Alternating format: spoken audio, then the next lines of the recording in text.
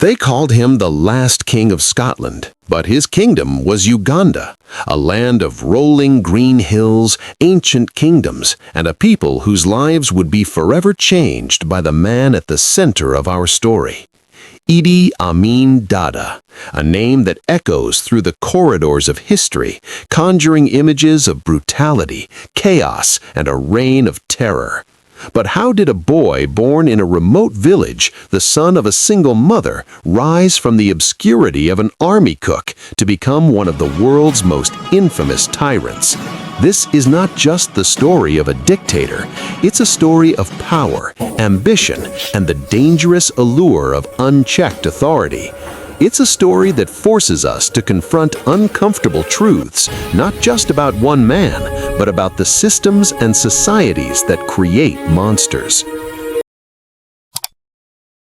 Our journey begins in 1925 in the dusty outskirts of Kiboko, a small town in northwestern Uganda. The world is a different place. Colonial empires stretch across Africa, and Uganda is under British rule. In a modest hut, a boy named Idi is born to a Kakwa mother, a healer and fortune teller, and a father who soon disappears from his life. Poverty is a constant companion. Idi's mother, Aisha, ekes out a living selling vegetables and practicing traditional medicine. Rumors swirl that she dabbles in witchcraft, a shadow that will follow her son for decades. Idi's childhood is marked by hardship. He attends a local Islamic school for a few years, but formal education is a luxury his family cannot afford. By the age of 10, he can barely read or write. Yet even as a child, Idi stands out. He's tall, strong, and physically imposing, traits that will serve him well in a world where might often trumps right. He spends his days herding goats, learning the rhythms of the land, and absorbing the stories and superstitions of his people. But the winds of change are blowing across Africa. The Second World War has ended, and the British Empire is beginning to fray at the edges. In Uganda, the colonial administration needs local soldiers to maintain order. The King's African Rifles, a regiment of the British colonial army, recruits young men from across the protectorate. At 21, Idi Amin joins their ranks, not as a soldier, but as an assistant cook. It's a humble beginning, but for Idi, it's a foot in the door. The army is a world apart from the village. Here, discipline is strict, and the rules are clear. Idi is quick to adapt. He's strong, obedient, and eager to please his British superiors. He learns to cook, to clean, and eventually to fight. His lack of education is no barrier.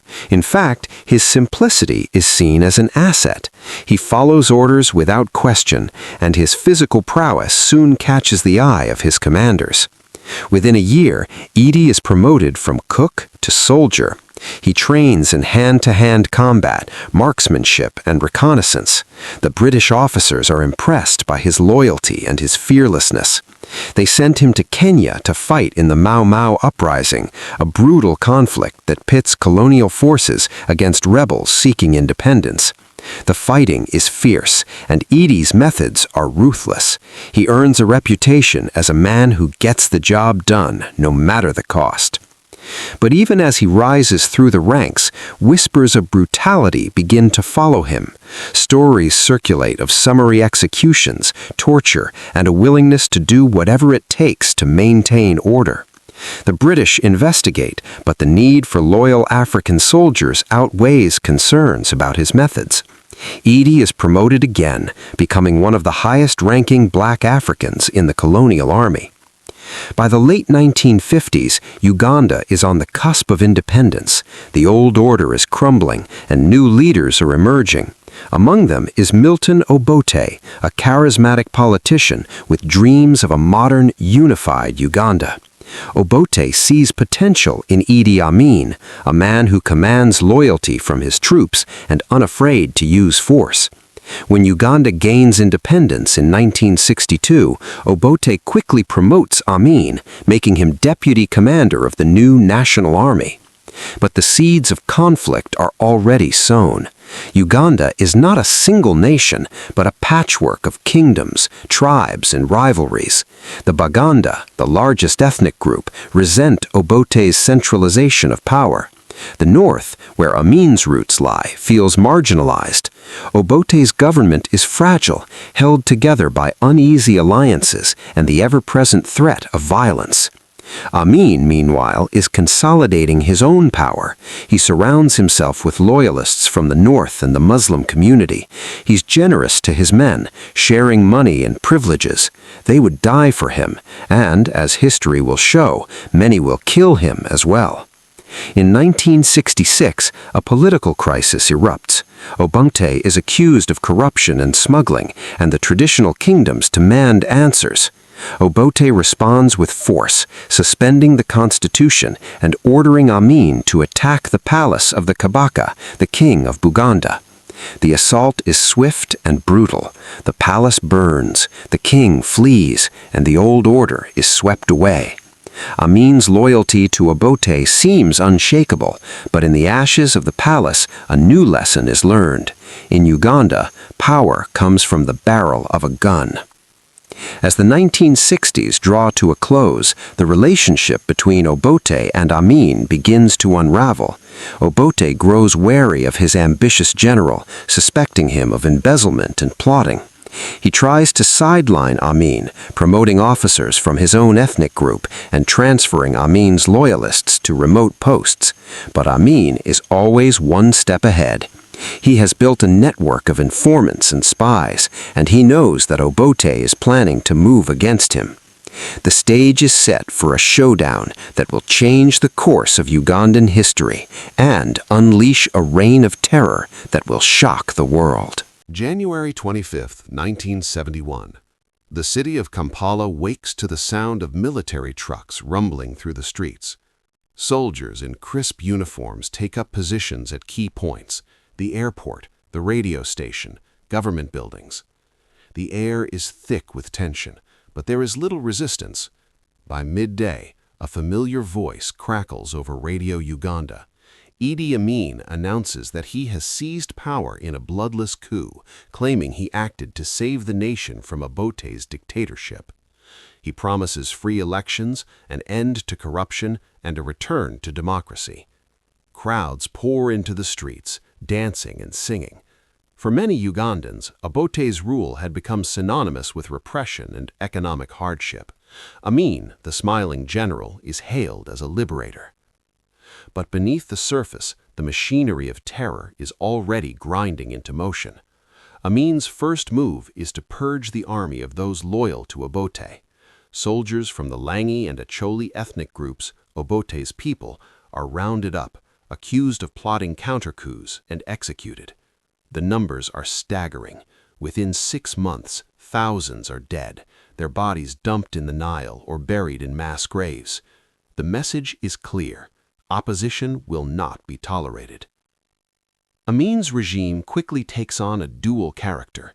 In public, he is jovial and charismatic, granting interviews to foreign journalists, playing the accordion at state functions, and challenging boxing champions to exhibition matches. He is a larger-than-life figure, standing over 6 feet tall and weighing nearly 300 pounds, with a booming laugh and a taste for spectacle. To the outside world, he is both a curiosity and a clown, a stereotype of the African strongman that Western media are all too eager to embrace. But for Ugandans, the reality is far more sinister. Behind the scenes, Amin rules through fear. He creates a web of competing security agencies: the State Research Bureau, the Military Police, the Public Safety Unit, each spying on the others, each vying for his favor. Trust evaporates. Paranoia becomes a way of life. Anyone can be accused of disloyalty: ministers, judges, journalists, even members of Amin's own family. Torture and execution are routine. The methods are medieval: beatings with iron bars, electric shocks, mutilation. Victims are forced to kill each other with sledgehammers while soldiers watch. The cruelty is not just a tool of repression, it is a spectacle designed to terrorize the population into submission. Yet, even as the bodies pile up, Amin maintains his public persona. He jokes with reporters, sends congratulatory telegrams to Queen Elizabeth, and offers to mediate the conflict in Northern Ireland. He declares himself His Excellency, President for Life, Field Marshal Alhaji Dr. Idi Amin Dada VC, DSO, MC, Lord of all the beasts of the earth and fishes of the seas, and conqueror of the British Empire in Africa in general and Uganda in particular. The titles are absurd, but they serve a purpose. They create an aura of invincibility, a sense that Amin is more than a man. He is a force of nature, too powerful to challenge. In 1972, Amin makes a decision that will have catastrophic consequences for Uganda. Claiming to have received a message from God, he orders the expulsion of all Asians from the country. The Asian community, descendants of Indian and Pakistani workers brought by the British, has become the backbone of Uganda's economy, running businesses, factories, and banks.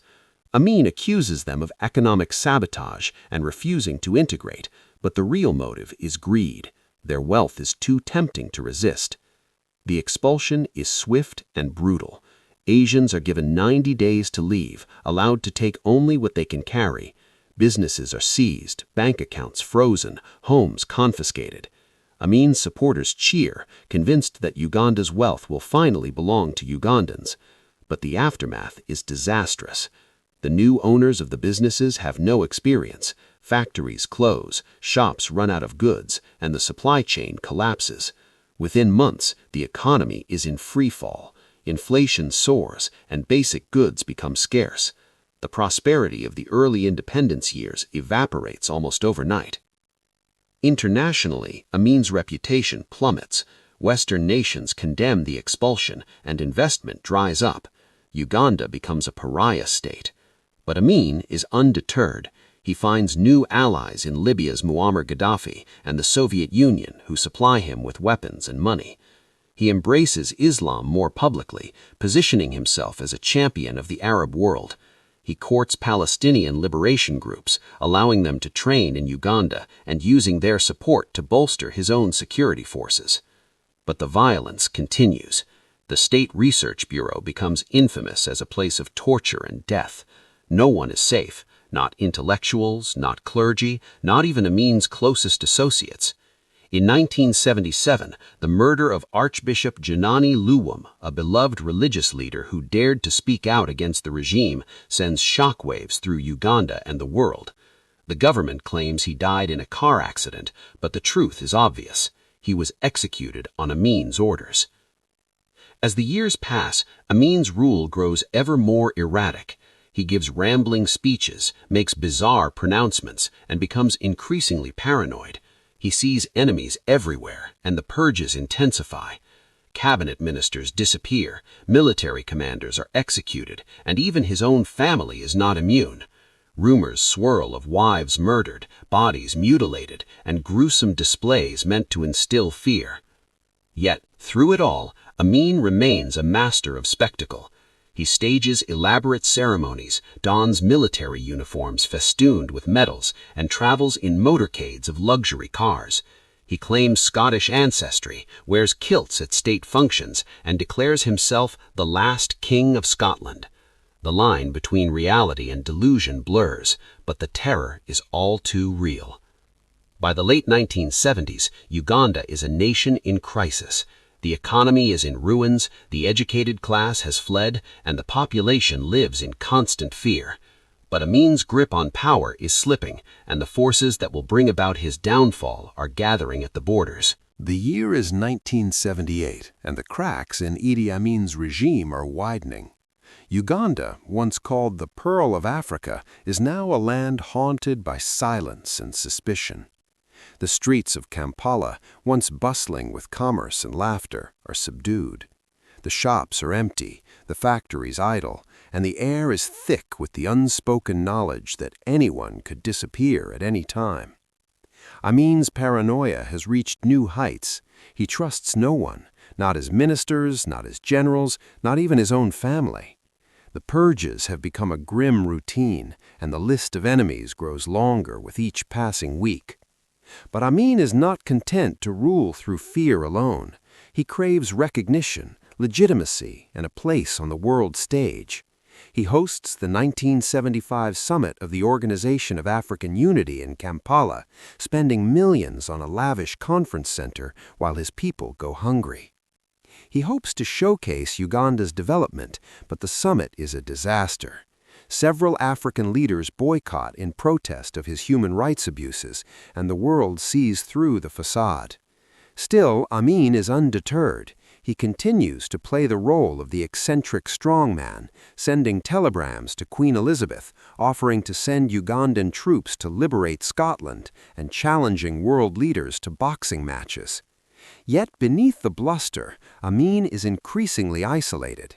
His relationship with Israel, once a key ally, collapses after the 1973 Yom Kippur War. He expels Israeli advisors, embraces Libya and the PLO, and begins to praise Hitler in public speeches. The shift is both pragmatic and delusional. Arab nations have oil money, and Amin desperately needs cash, but he also sees himself as a warrior in a global struggle against imperialism and Zionism. His rhetoric grows more extreme, and his actions more unpredictable. In July 1976, the world's attention turns to Uganda in a way Amin could never have anticipated. Palestinian and German terrorists hijack an Air France plane and force it to land at Entebbe Airport. Amin welcomes the hijackers, visits the hostages, and offers himself as a mediator. For a week, the world holds its breath as negotiations drag on. Then, in a daring midnight raid, Israeli commandos storm the airport, kill the hijackers, and rescue the hostages. The operation is a stunning success for Israel and a humiliating blow to Amin. His military is exposed as incompetent, and his international reputation, already in tatters, sinks even lower. In a fit of rage, he orders the murder of Dora Bloch, a 75-year-old hostage who had been taken to a Kampala hospital. Her body is never found. The Entebbe raid marks a turning point. Amin's enemies, both inside and outside Uganda, sense weakness. The economy, already devastated by the expulsion of the Asian community, is in free fall. Inflation is out of control, basic goods are scarce, and the government is bankrupt. Amin's solution is to print more money, but this only makes things worse. Corruption is rampant, and every official has a handout. The educated class, doctors, engineers, teachers, has fled the country, leaving a vacuum that cannot be filled. Desperate to maintain loyalty, Amin showers his supporters with cash, cars, and houses. Military officers receive new privileges, tribal leaders are paid off, and anyone important enough to threaten his rule is bought. But the patronage system is unsustainable. Uganda's resources are drying up, and foreign aid has all but disappeared. Coffee, the country's main export, still brings in revenue, but much of it is siphoned off by smugglers and corrupt officials. The nation is bleeding talent and capital, and the people are growing restless. Amin's response is to look for enemies everywhere. He blames Britain for economic sabotage, accuses Obote's supporters of hoarding goods, and launches campaigns to root out corruption, even as his own officials steal millions. He announces wild schemes. Uganda will build its own car factory, its own airline, its own weapons industry. None of these projects materialize. Instead, Amin gives rambling speeches, makes bizarre pronouncements, and becomes increasingly erratic. He proposes marriage to Queen Elizabeth, offers to mediate the conflict in Northern Ireland, and challenges world leaders to boxing matches. But the real threat is closer at home. In October 1978, Amin makes a catastrophic miscalculation. Ugandan troops cross the border into Tanzania and occupy the Kagera salient, a small triangle of land along the border. The invasion is meant to distract from Uganda's internal problems and unite the country against a foreign enemy, but Tanzania's president, Julius Nyerere, is not to be underestimated. He frames the conflict as a struggle against tyranny and quickly mobilizes his army, along with Ugandan exiles and opposition groups. The war is a disaster for Amin. His military, hollowed out by years of purges and corruption, is no match for the disciplined Tanzanian forces. Equipment fails, supplies run out, and communication breaks down. Amin calls on Libya for help, and Gaddafi sends a few thousand troops, but they are poorly equipped and unfamiliar with the terrain. The tide turns quickly. Tanzanian forces, supported by Ugandan rebels, launch a counter-offensive and begin to push north toward Kampala. As the Tanzanian army advances, Amin's regime unravels. His soldiers commit massacres in towns suspected of supporting the rebels, burning villages and killing civilians. But the brutality only hastens the collapse. Town after town falls, and by March 1979, Tanzanian troops are on the outskirts of Kampala. Amin makes desperate radio broadcasts, calling on Ugandans to defend the capital, but there is no defense. His soldiers are deserting, his ministers are fleeing, and his once feared security apparatus is crumbling.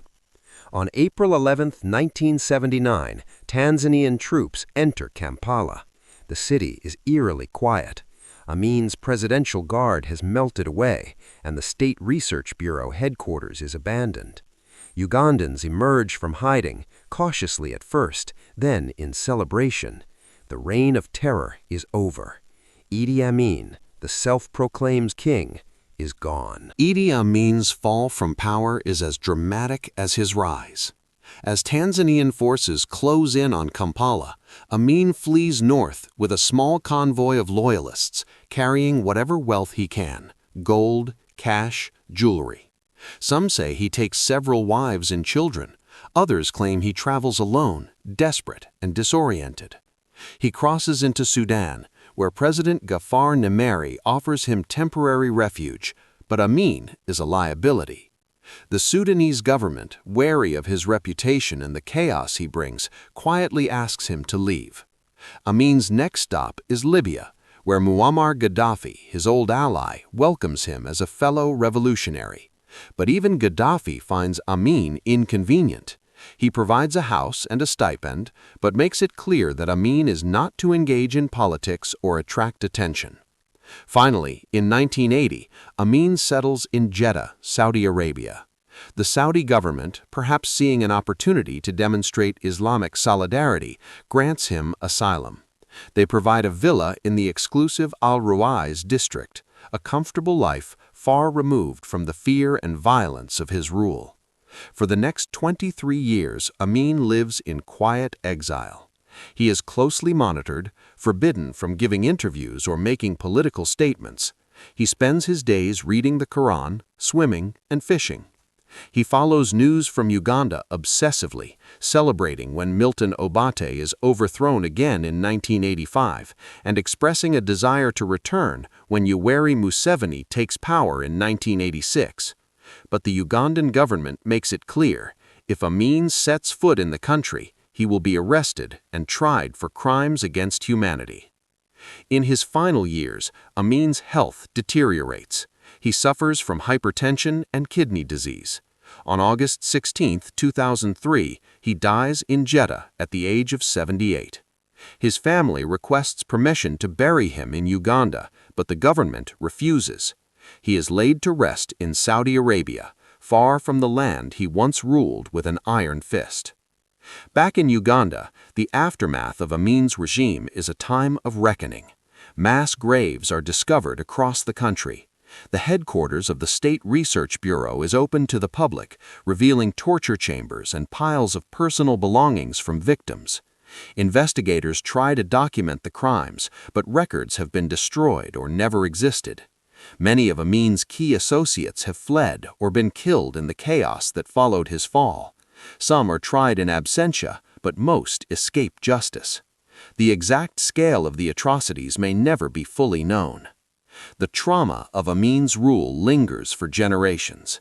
Families are left without answers, their loved ones vanished without a trace. The social fabric of Uganda is torn apart. Trust in institutions is shattered. The educated class, doctors, teachers, engineers, has been decimated, and the country must rebuild from the ground up. The scars are visible in every community, every family touched by the violence and fear that defined the 1970s. Yet even as the nation mourns, a complicated legacy emerges. In some quarters, particularly in the Muslim north and among Amin's own Kakwa people, a different narrative persists. To these supporters, Amin is remembered as a nationalist hero who stood up to British imperialism and expelled economic exploiters. They recall the early days of his rule, when he distributed seized businesses to Africans and defied Western powers. This perspective is difficult for outsiders to understand, but it speaks to the complexity of historical memory. Amin's expulsion of the Asian community, though economically disastrous, was genuinely popular among many Ugandans at the time. The perception, fair or not, was that Asians controlled the economy while Africans remained poor in their own country. Amin's actions, however brutal and short-sighted, addressed a real grievance. Internationally, Amin becomes a caricature, the mad African dictator, a subject of jokes and films. The 2006 movie The Last King of Scotland cements certain images in popular consciousness, but often misses the deeper questions. How did Amin rise to power? What systems allowed him to rule for 8 years? Why did the international community support him initially? What responsibility do former colonial powers bear for creating the conditions that produce leaders like Amin? These are uncomfortable questions, but they are necessary if we want to understand not just one man, but the broader patterns of post-colonial African politics. Amin was not unique. The decades after African independence saw numerous military coups and brutal dictatorships. From Bokassa in the Central African Republic to Mobutu in Zaire, from Mengistu in Ethiopia to Doe in Liberia, the pattern repeated. A charismatic military leader, initial popular support, gradual descent into paranoia and violence, eventual collapse. The reasons are complex. Colonial powers left behind weak institutions, and the military was often the only truly national structure. Cold War dynamics encouraged instability, as both the Soviet Union and the West supported dictators who aligned with their interests. Artificial borders lumped together diverse ethnic groups, and leaders like Amin exploited these divisions to maintain control. Economic structures inherited from colonialism concentrated wealth in the hands of minorities, creating resentment that could be easily manipulated. None of this excuses Amin's crimes, but it helps explain how he was possible. He was not an aberration, but a product of his time and circumstances. The most important voices in assessing his legacy are those who survived, the families who lost loved ones, the people who witnessed atrocities, the children who hid in a closet while troops ransacked their home. But there are also stories of resilience, communities that rebuilt, families that held together despite loss, individuals who chose forgiveness over revenge. Uganda today is vastly different from Amin's Uganda.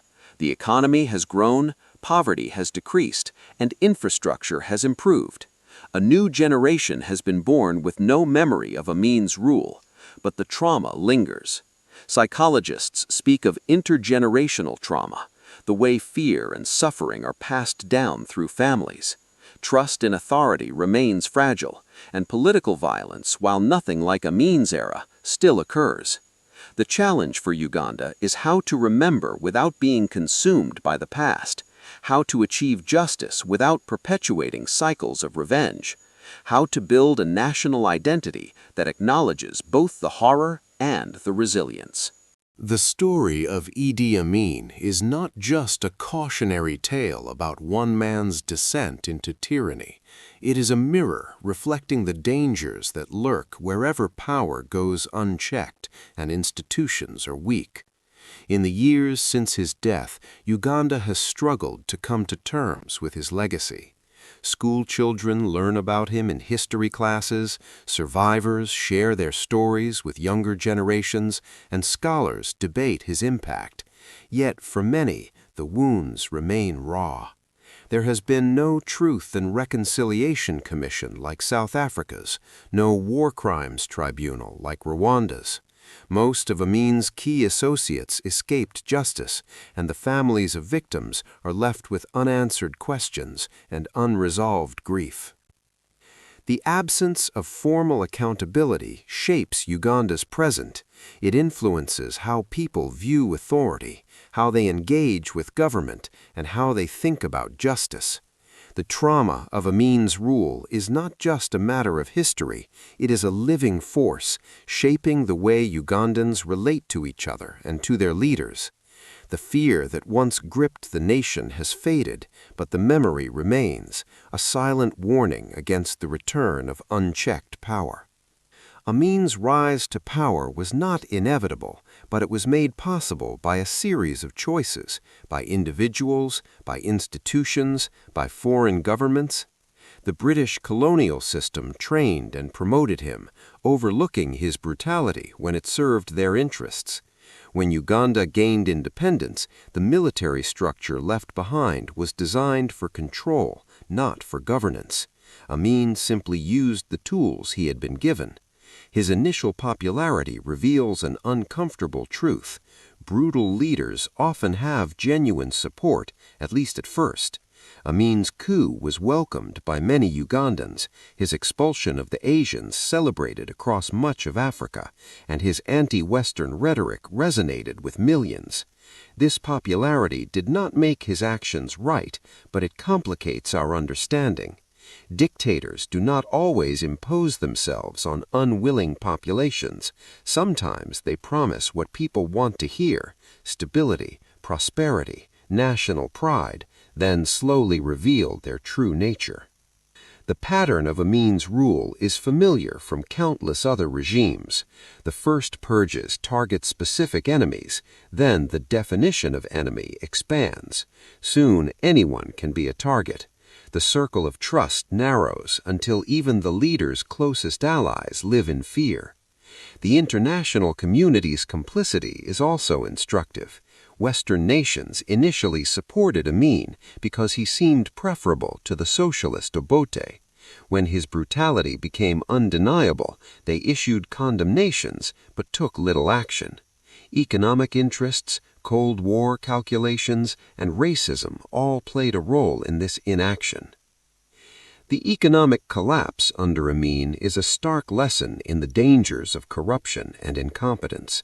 The businesses seized from the Asian community were handed to people with no experience, and within months they collapsed.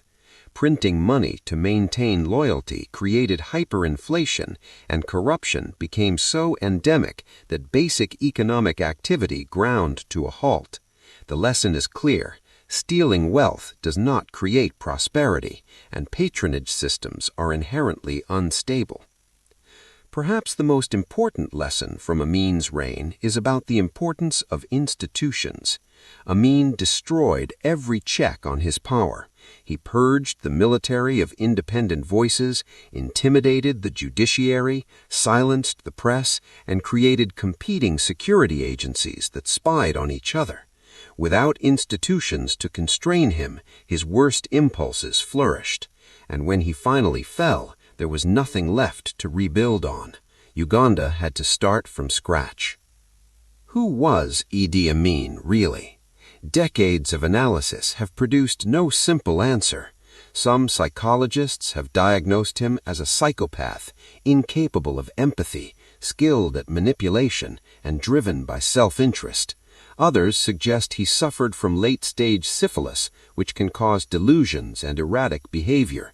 Still others argue he was simply a product of his environment, a man trained for violence, rewarded for brutality, and elevated beyond his abilities.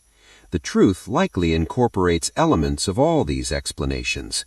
Amin was intelligent enough to seize and hold power for 8 years, charismatic enough to maintain loyalty among core supporters, and strategic enough to play different factions against each other. But he was also profoundly damaged. a man whose childhood was marked by abandonment and poverty, whose career was defined by violence, and who was thrust into a role requiring skills he never possessed. In his final years in exile, some visitors reported that Amin seemed genuinely baffled by his reputation. He insisted he had done what was necessary to protect Uganda, claimed his enemies exaggerated his crimes, and maintained that history would vindicate him. This self-deception is perhaps the most chilling aspect of his character. Even at the end, he could not or would not acknowledge the suffering he had caused. The capacity for self-justification appears to be infinite even in the face of overwhelming evidence. Idi Amin called himself the last king of Scotland, but his real kingdom was Uganda, a kingdom built on fear, sustained by violence, and ultimately consumed by its own contradictions. He wanted to be remembered as a liberator, a nationalist, a champion of African independence. Instead, he is remembered as a tyrant, a murderer, and a cautionary tale. He wanted to build a prosperous Uganda free from foreign exploitation. Instead, he destroyed the economy and forced millions into poverty. He wanted to be loved and respected. Instead, he was feared and ultimately abandoned. Yet, in the end, Uganda survived. The nation Amin tried to reshape in his image proved more resilient than he imagined. Families rebuilt, communities recovered, and the economy eventually stabilized. A new generation was born, unburdened by the fear that once gripped their parents and grandparents. This resilience is Amin's real legacy, not the brutality he inflicted, but the strength of the people who endured it. The mass graves are still being discovered, the stories are still being told, the wounds are still healing, but Uganda endures. Idi Amin wanted to be the last king. Instead, he became a reminder of why no one should ever be king at all. Power without accountability, authority without constraint, rule without consent, these are the ingredients not of kingdoms, but of nightmares. If you found this story compelling, consider sharing it, discussing it, and reflecting on the lessons it offers. History is not just about the past, it is a guide for the future. The story of Idi Amin is a warning, but it is also a testament to the resilience of the human spirit.